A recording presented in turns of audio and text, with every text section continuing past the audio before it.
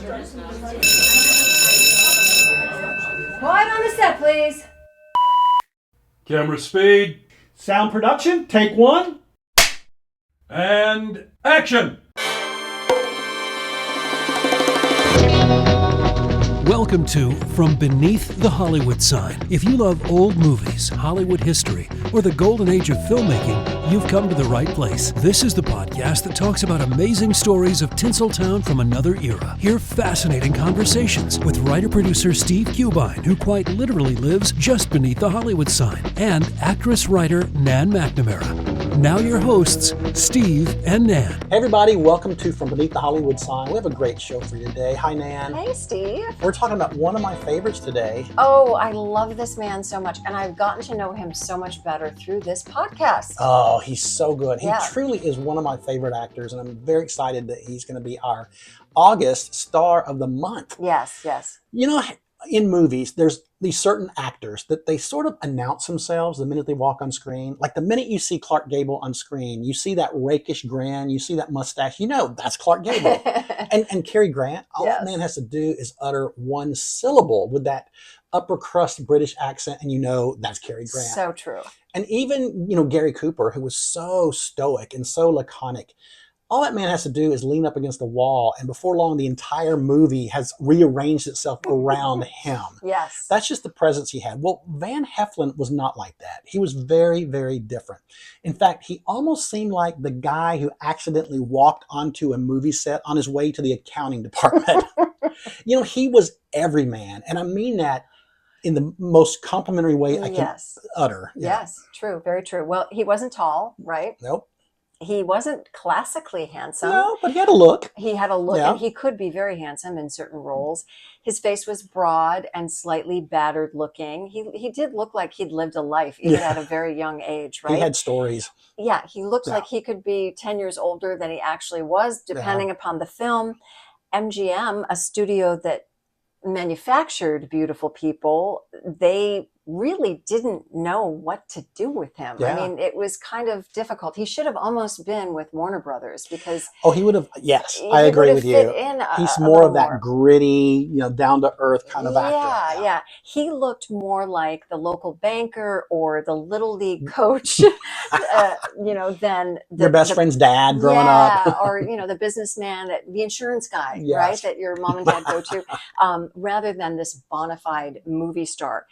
But then Van Heflin opens his mouth, and suddenly none of that matters. Oh, so true. I mean, just watch him in, The Strange Love of Martha Ivers, or Shane, or Act of Violence, or 3:10 to Yuma, or see him starring opposite, Barbara Stanwyck, or Robert Taylor, or Ava Gardner, or Elizabeth Taylor, or Glenn Ford, Alan Ladd. He never tried to fight for the camera. Mm-hmm. And the truth be told, he didn't have to. Because he had that quiet magnetism that the camera found him.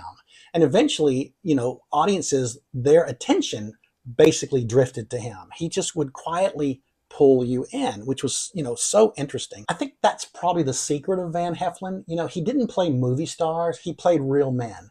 He played complicated men and strong men, weak men, frightened men, jealous men, men that had done bad things in the past and knew it, men that were, trying to be honorable now, but weren't quite sure how. I think that was his forte. And that's what, nobody did that better than Van Heflin. Yeah. Well, Van Heflin was born Emmett Evan Heflin Jr. on December 13th, 1908 in Walters, Oklahoma, a Sagittarian. We like those Sagittarians. We are both Sagittarians That's right. ourselves. His family eventually moved to Oklahoma City and later to Long Beach, California, where Heflin finished school.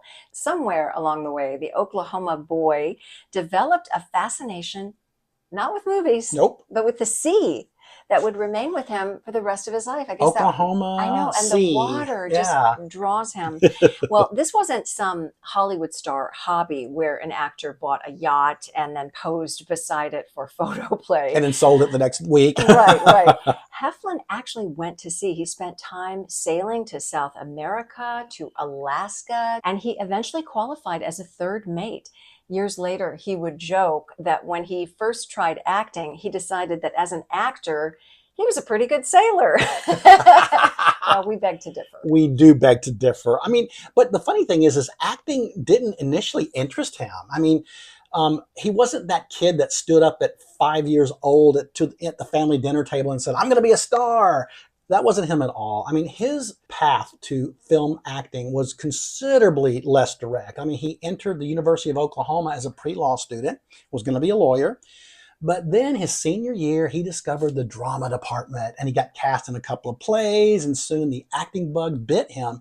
And that changed the course of his career because after he graduated, rather than going to law school, he went to New York. He met a producer and he got cast in his very first Broadway play, Mr. Moneypenny, in 1928. And of course, and I love this, when he got cast in this play, it was a small part, but all the Oklahoma newspapers said, "Local boy conquers Broadway." Well, he did get in a Broadway show. Made his Broadway debut, but Yeah. he didn't actually conquer Broadway, at least not just yet. Yeah. Well, I love that they were so behind him and Yes. wanted to boast Support that about guy. him. Yeah. Yeah. Well, like most young actors, Heflin spent years bouncing between jobs and theaters and uncertainty. He stayed on Broadway and appeared in The Bride of Tarasco with Jean Arthur. Yes. Now, this was the first time that he used his new name of Van Heflin. He also appeared in The Night Remembers and Midwest.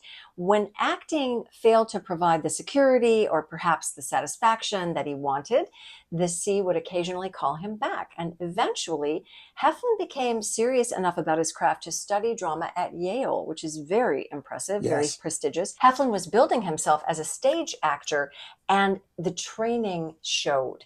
He understood text, he knew how to listen, and more importantly, he understood that acting did not always mean doing something, right? Yes. That quality would eventually make him one of the finest screen actors of a generation. And one of the most important people in his early career, believe it or not, was Katharine Hepburn. And Katharine Hepburn, she had a really great eye for talent. And if she thought you were talented, she was not the type of person to keep it a secret. Mhm. She was going to tell people. And I think that just says something about her generosity as an artist. But, they appeared together in the stage production of The Philadelphia Story, which we Yes. all love, The Philadelphia Story, where he actually played Macaulay Connor, the cynical reporter who becomes fascinated with Tracy Lord, Kate Yes. Hepburn's character. Yeah. Well, the play opened in 1939. It ran for over 400 performances. I mean, it was a smash success. And like any Broadway play that becomes a smash success, before long, MGM comes sniffing around and they want to turn it into a movie. So naturally, they asked Katharine Hepburn to come back and recreate her role, but they didn't ask Van Heflin. Instead, they hired another actor by the name of, what was that guy's name? Something with a J. Jimmy Stewart. And to add salt to the wound, Jimmy Stewart went on to win the Academy Award for the role. So welcome to Hollywood, Mr. Heflin. Yeah, but can't you just see Van Heflin in that part? Completely. And nothing to take away from he's Jimmy wonderful, Stewart. yeah. Jimmy Stewart is fantastic. Yeah. But I think Van Heflin would have added just a little darkness. The little cynicism. Yes, Yeah. a little cynicism that Jimmy had to kind of put on Manufacture, a little bit. Well, Heflin's association with Hepburn had already helped him. Earlier, she had encouraged his move into films and helped him secure an opportunity at RKO. So his first significant screen appearance came in the form of a supporting role in a Hepburn film, A Woman Rebels, in 1936. Now, the movie did not turn Van Heflin into a star. Neither did The Outcasts of Poker Flat, Flight from Glory, or Saturday's Heroes, or Annapolis Suite. In fact, Marsha Hunt, your dear friend, My Marsha, was the leading lady in Annapolis Salute. And she once told you that this was one of her least favorite films. Even she knew it was a stinker. And I have not seen that film. She told me that of all her films, that was the only one that she was a little embarrassed about. Wow. So now it makes me want to go see it. Yeah, exactly. Hollywood knew that Van Heflin was a good actor. The problem was they didn't know what kind of an actor he was, because in those days, the studios loved to categorize their actors in very clear categories. you're either a leading man or you're a comedian or you're a villain or you're a Mm-hmm. musical star. Well, the problem was Van Heflin, he fit nicely into several of those categories. So, his early time in Hollywood, they didn't know what to do with him. So, he didn't really make much of a splash. So he headed back to Broadway and the stage. And of course, that's when he did Philadelphia Story. And as we know, he didn't get the part in the movie, but Hollywood sort of came calling again, and they beckoned him back to Hollywood. And so in 1940, he was offered a role in the Warner Brothers film, the Western Santa Fe Trail, which starred Errol Flynn and Olivia de Havilland. So in the movie, he plays Carl, who is this former West Point cadet turned gun runner. And it was a supporting part, definitely, but he made an impact. But more importantly, somebody over at MGM noticed him. Right. Well, Heflin eventually arranged a screen test at MGM and was signed to a contract. Now, MGM in the early 40s, it wasn't exactly suffering from a shortage of male stars. You At all. mentioned they had Clark Gable, they had Spencer Tracy, they had Robert Taylor, Walter Pidgeon, and they all kind of are, aside from Clark Gable, I could see a Van Heflin, Spencer Tracy, Yeah. kind of a Kind of a type. similar type, yes. And then, of course, Jimmy Stewart had recently been there. Well, when Heflin arrived in this environment, he was just looking like Van Heflin, right? So Louis B. Mayer reportedly didn't consider him leading man material. In purely conventional MGM terms, Mayer probably had a point. I mean, he didn't photograph like Robert Taylor. No. Nobody was going to build a perfume campaign around him, right? Those cheekbones. But what MGM soon discovered, however, was that Heflin could make almost any scene better. He appeared in The Feminine Touch and H.M. Pullum Esquire. But the role that changed everything came in a film called Johnny Eager. Yes, it did. And Robert Taylor, he starred as the title character, Johnny Eager. And he's this charming but dangerous gangster who pretends to go straight, but, actually he's still doing his criminal activities on the lowdown. Well, Robert Taylor was perfect for the role. I mean, he's got the looks, he's got the suits, he's got the smile, he's got the charisma, he's got that MGM polish. But then there's Van Heflin. Heflin played Jeff Hartnett, and he is Johnny Eager's alcoholic best friend and confidant. The thing about Jeff is he really understands who Johnny Eager is. He understands what he does, but yet he still loves him. And Jeff is intelligent, he's educated, he's philosophical, and he is perpetually drunk. And this is a dangerous role for an actor because oftentimes when you have to play drunk, and you'll know this, Nan, actors tend to get real actory on it, and they tend to overdo the slurred words and the drop drinks and the emotional speeches and the staggering walk. Mm-hmm. Well, Van Heflin didn't do any of that. What he did was he infused that character with intelligence. He gave Jeff a brain, and that made all the difference. Right. Well, even when Jeff, the character of Jeff, is drunk, you can sense that his mind is working underneath the alcohol, which is so interesting. Yeah. His intelligence hasn't left him. It's just become trapped in a way. Johnny watches Jeff destroy himself with the weary sadness of a man who already knows how the story is going to end. Heflin also accomplishes something really remarkable with Robert Taylor. He makes Johnny Eager, the character that Robert Taylor's playing, he makes him more interesting. Without Jeff, Johnny is just a slick gangster. Yes. So through Jeff's attention for him, we begin to wonder if something worth loving exists beneath Johnny's surface. So that's really what great supporting actors do. Yes. They don't just merely improve their own characters, they deepen everyone else around them, at least a good supporting actor. And I think Van Heflin was the king of that. Yeah. He was so good at that. I think so too. Well, at the 15th annual Academy Award ceremony, Van Heflin surprisingly took home the Oscar for Best Supporting Actor for Johnny Eager.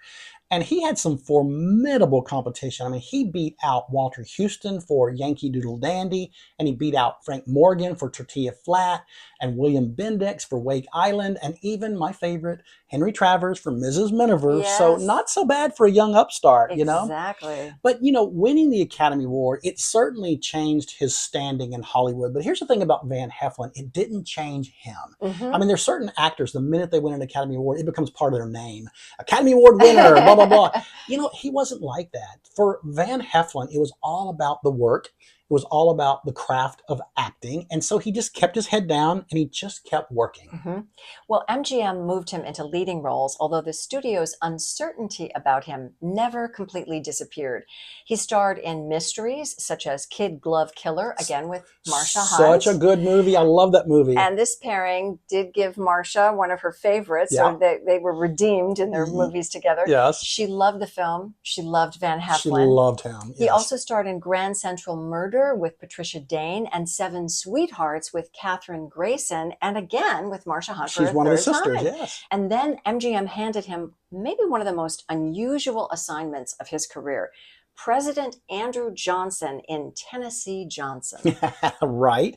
Now, this is where Heflin's versatility, I think, gets really interesting.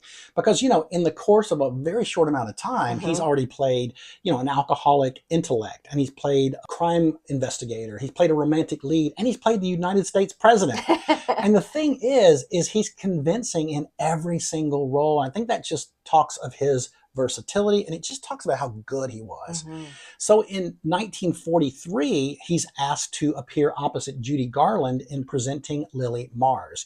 Now, of course, the movie's built around Judy Garland because she's Judy Garland. Yeah. But, he really holds his own. He's such a great romantic partner for her. And I think the key to his success in this movie is he doesn't try to match her energy.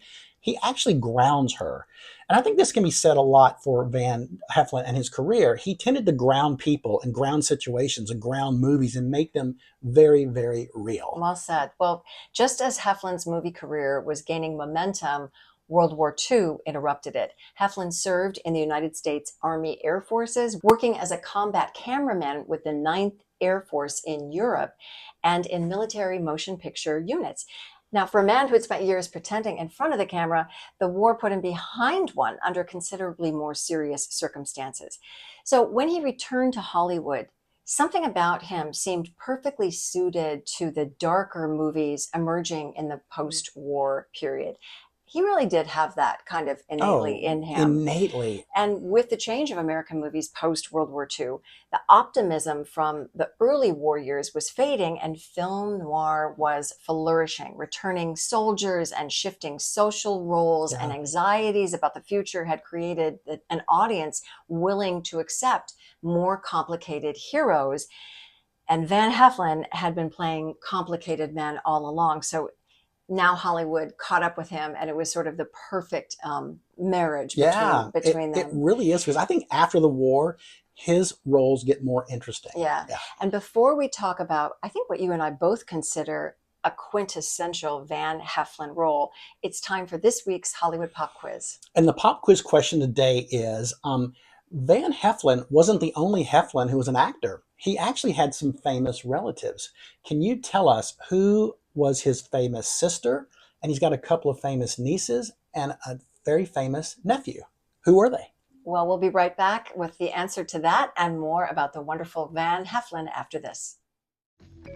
Steve and Ann will be right back, but first another stop on the Hollywood tour. Before his acting career, Van Heflin spent years as a dedicated merchant seaman and navigator. His early maritime life was strong and very important to him. Some speculate that his moving to Long Beach, California, with its wide-open views of the Pacific Ocean, may have contributed to that. Heflin worked on a tramp steamer ship for a full year straight out of high school before attending college. He even went on to earn official second officer and third mate Marine papers. He sailed extensively across the Pacific Ocean, Alaska, South America, even the Far East. And even after finding success as an actor, Heflin returned to life at sea between major acting engagements and when stage plays ended. In fact, Heflin's love of the sea was so strong it factored into his final resting place. Steve will tell you about that a bit later on. And now back to Steve and Ann from Beneath the Hollywood Sign. Welcome back, everyone. We're talking about the multi-layered Van Heflin, our star of the month for August. But before we get back into his career, we want to give a shout out to our listener of the week. And this week, our listener comes all the way from Germany. It's Stefan Gussman. Stefan, you are such a doll. Thank you for your wonderful email, for telling us about some of the people that you love, giving us some suggestions of episodes. We really appreciate you listening. Ich liebe dich.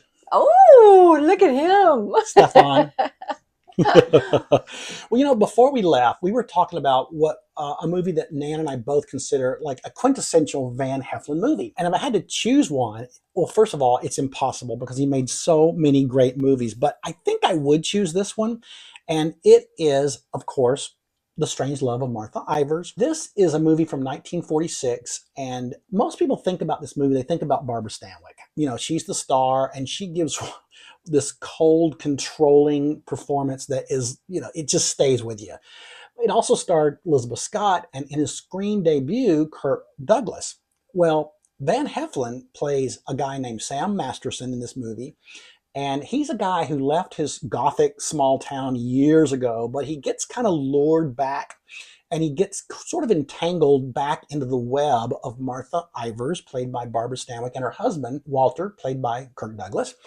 And these three have history. I mean, there is some crap that went on when they were kids that Van Heflin knows about that could blow up everything. So there's sort of this dark cloud around the three of them the whole time, they're back together.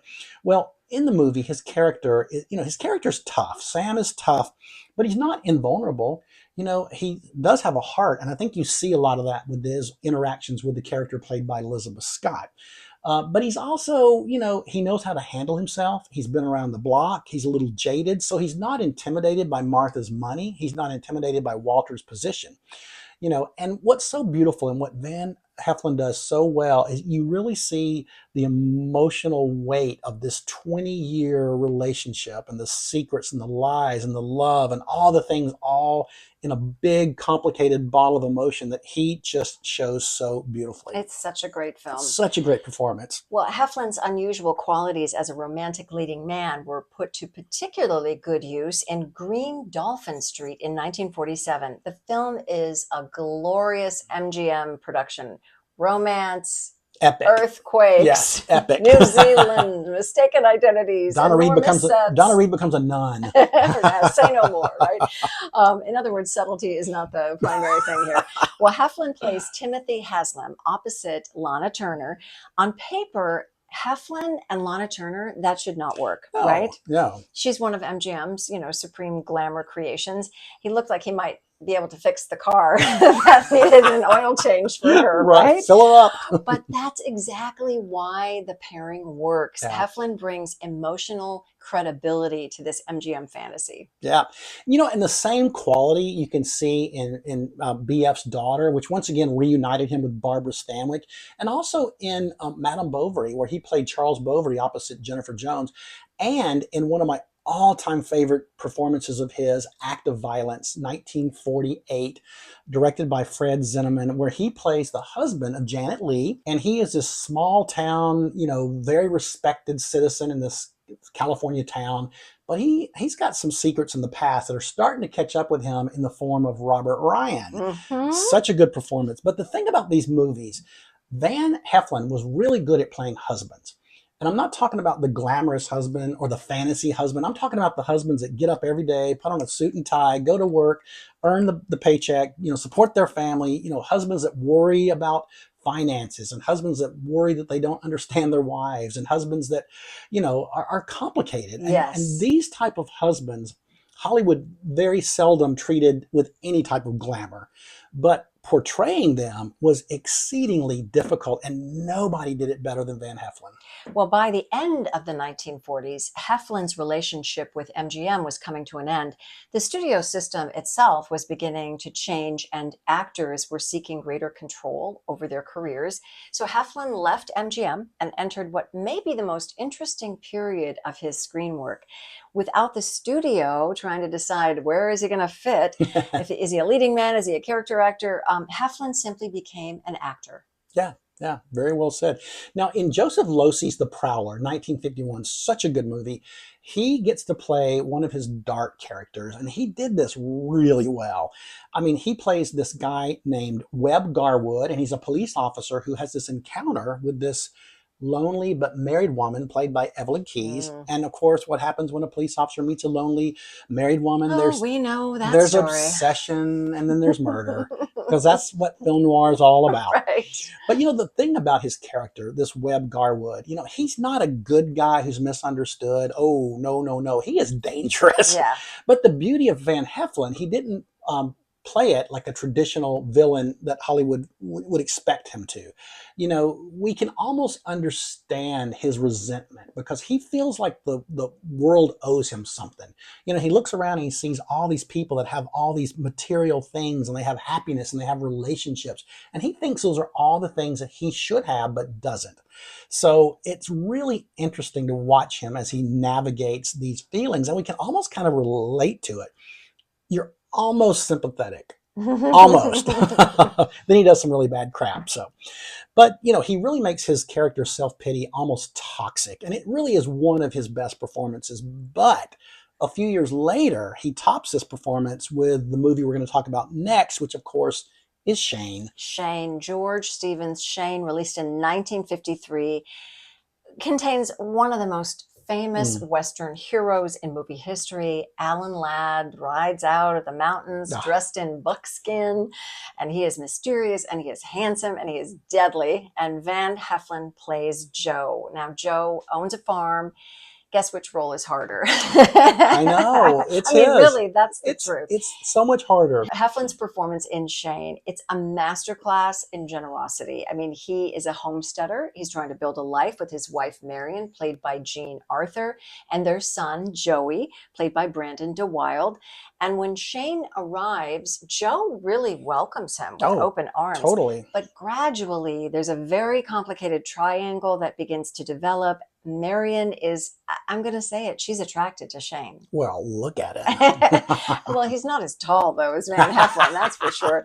And Shane is attracted to Marion, and Joe is not stupid. And this is what is the key to Heflin's performance in this film. Yeah, and a lesser actor, I think, would have played Joe as sort of this clueless husband. Yeah. But Van Heflin lets us understand early on that Joe sees more than he says. Mm-hmm. And this is important because, at one point in the movie, you realize that Joe understands what's going on emotionally between his wife and Shane. Mm-hmm. But, rather than explode in rage or become cruel or just demand answers, Joe just continues being the steadfast Joe. Yep. And that's what's expected of him, which, is so hard to do. The movie, of course, is called Shane, but to me, the moral center of the movie is Joe. Mm-hmm. Shane is sort of the fantasy ideal, whereas Joe is the man who stays behind and the man who does the hard work. And I think Van Heflin's performance is one of the reasons that Shane is so much more than just a Western. I think it really elevates it into a different level of movie.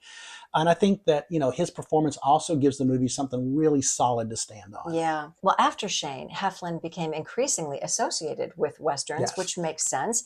His face belonged outdoors, right? Put Van Heflin in a tuxedo and you accepted it, but put him on a horse and you assumed he'd owned the horse for 15 years. He appeared in The Raid, Count 3 and Prey, Battle Cry, and Patterns before giving another one of his really defining performances in 3:10 to Yuma in 1957. Yeah, and in this movie, he plays Dan Evans, and he's a struggling rancher who agrees to escort this outlaw to a train, which is headed to prison. Well, the outlaw is named Ben Wade. He's played by Glenn Ford, and Glenn Ford's the one who gets to have all the fun in this movie because he's charming, he's cool, he's relaxed, but he's deadly. And he understands people, and he understands Dan's weaknesses, and he just zeroes in on him immediately because he understands that, Dan needs money. He's struggling, and Dan is afraid, and Dan really wants the respect of his family. And Ben Wade takes advantage of that. And Heflin allows all of this to show so beautifully in his performance. And I think the genius of his performance is that, Dan Evans isn't brave because he has no fear.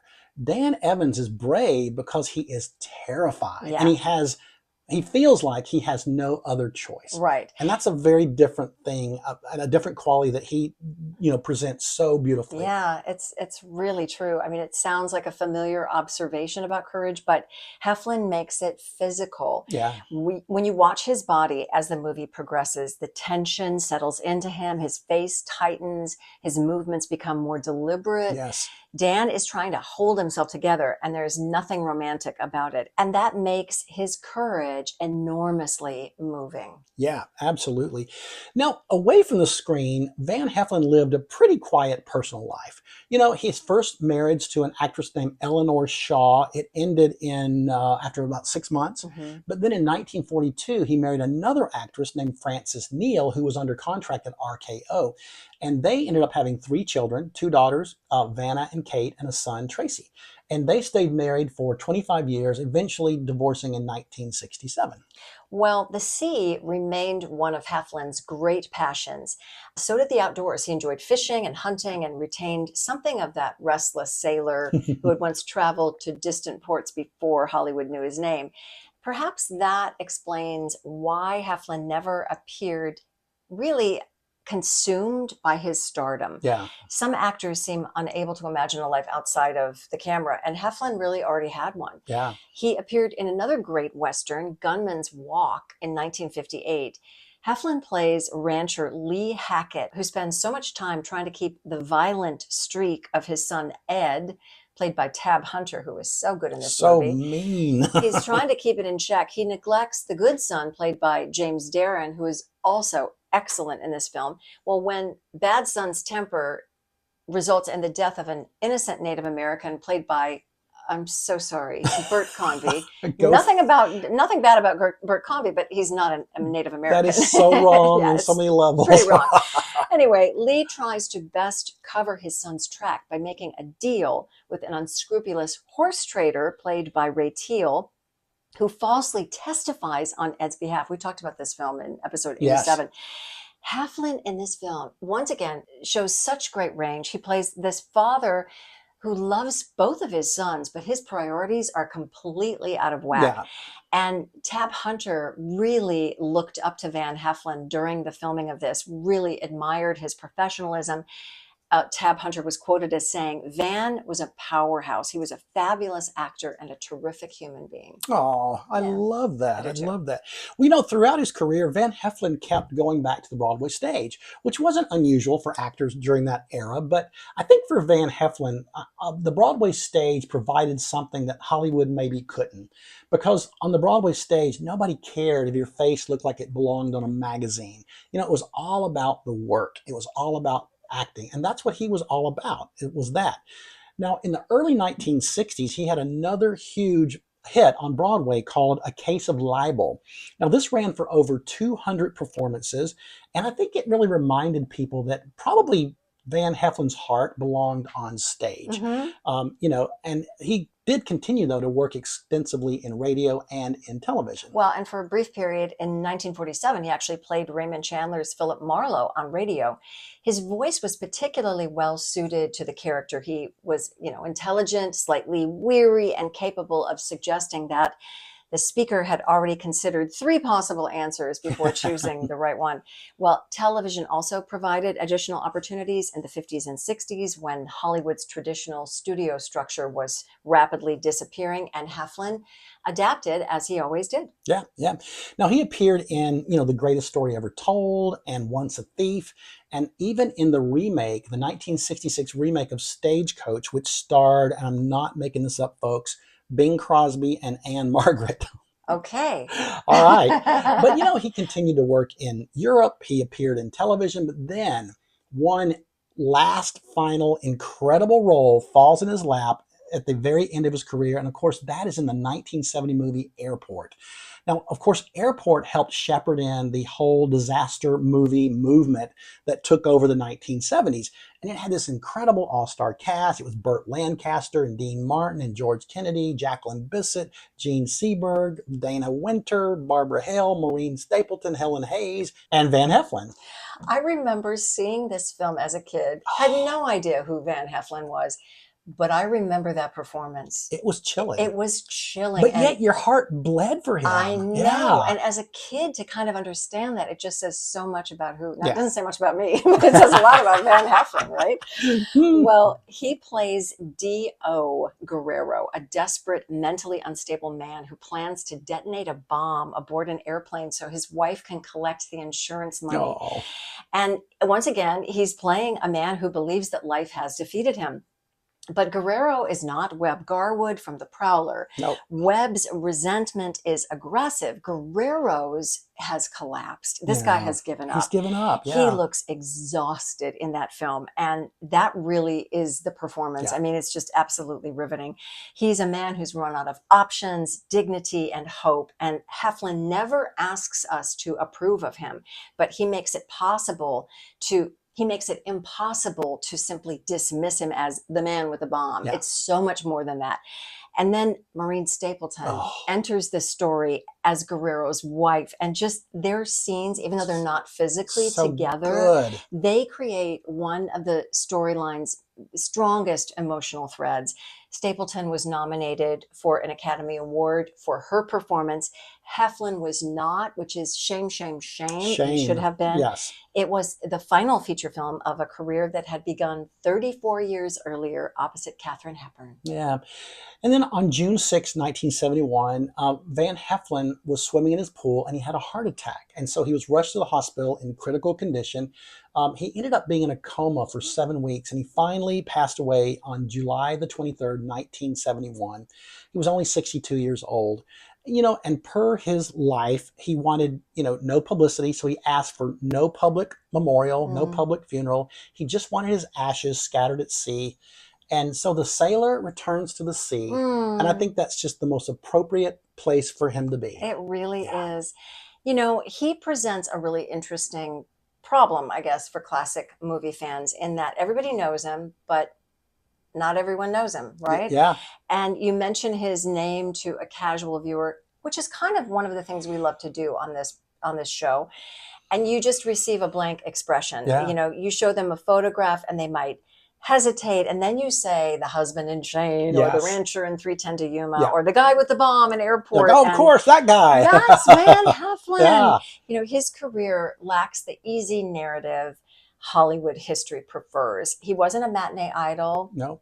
who became a serious actor. He wasn't a comedian who surprised everybody with a dramatic role. He wasn't a tragic star destroyed by fame. He was simply an extraordinarily good actor who worked for more than 4 decades. And that should be enough. Yes, that should be. It's more than enough as far as I'm Oh concerned. my God, he's just great. Yeah, he really was like a character actor in a leading man's body. Yes. And I think that he really thrived on those character roles. And I think that's what he did best. Yeah. So good. I wish we could talk with him right now and ask him about his process. I bet it's really interesting. I know. I Yeah, wonder. Yeah. Well, it's time to remind everybody of this week's Hollywood Pop Quiz. And the pop quiz question was, Van Heflin had some famous relatives. Who were they? Well, one of them I know, she played Mona on All My Children. That's right. Frances Heflin was his sister, who, of course, Emmy winner for the role. I think she was on that Yes. show forever. And she was one of those solid character people too. Yes. She was like the female version of him. she kind of was. And they even yeah. kind of looked a little Yeah, alike. a little bit alike. But he's also related. He had 2 nieces. One was Marta Heflin, who was in a lot of Robert Altman movies. And then there's Mattie Kaplan. And his nephew was Jonathan Kaplan. And this is a really interesting guy. He's a director who ended up winning Jodie Foster her first Academy Award for The Accused. Oh. And he also got Michelle Pfeiffer an Academy Award nomination for Love Field. So he's got some talent in that Heflin family. Yeah, that's a good bloodline Yes. for sure. Well, thanks everyone for spending this time with us. We would love it if you would give us a 5-star review wherever you listen to podcasts. If you're watching us on YouTube, please give us a thumbs up and subscribe. You can also follow us on social media. Our handle is @FromBeneathTheHollywoodSign, and we are on Facebook and on Instagram. And we love your emails. Please keep them coming. You can email us at info@FromBeneathTheHollywoodSign.com. That's this week's view. From Beneath the Hollywood Sign. You've been listening to From Beneath the Hollywood Sign with Steve Cubine and Ann McNamara, the podcast that celebrates amazing stories of Tinseltown from its golden era. Join us next week for another episode and learn something else about Hollywood you probably never knew. Take a moment and give us a 5-star rating and a positive review, and tell your friends about us too. It'll help grow the podcast. Visit Steve's website at FromBeneathTheHollywoodSign.com. The executive producers are Steve Cubine and Nan McNamara. Executive producer and post-production supervisor Lindsay Schnebley. Associate producer and researcher John Price Ritchie. This podcast is part of the Airwave Media Podcast Network. Visit airwavemedia.com to listen and subscribe to their other fine shows like like The Box of Oddities and The Shallow End with Schnebley and Toth. Copyright 2026, all rights reserved. That's a wrap.